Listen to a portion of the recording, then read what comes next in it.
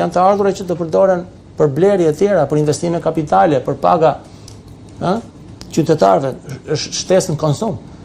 Dhe ky është problemi i ekonomisë shqiptare.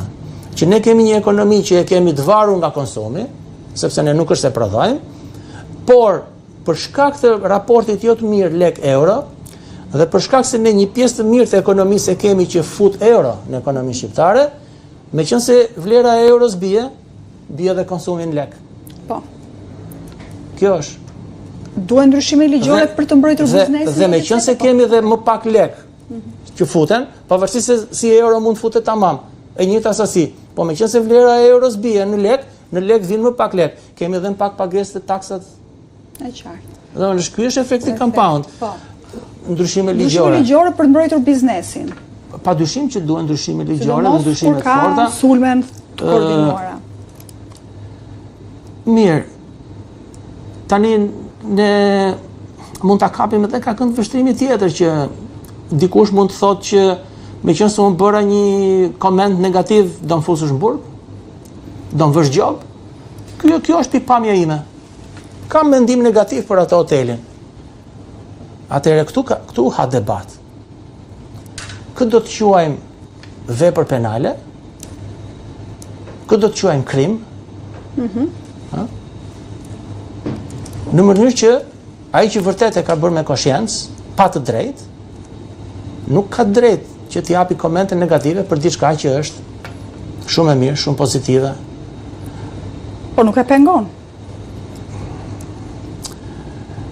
Në momenti që kemi të bëjmë me llogari falso, atëherë duhet me shumë kujdes, sepse llogaria falso duhet marrë mirë parasysh nga ata që rankojnë hotelet, baret, restorantet, që të mos merret në konsiderat.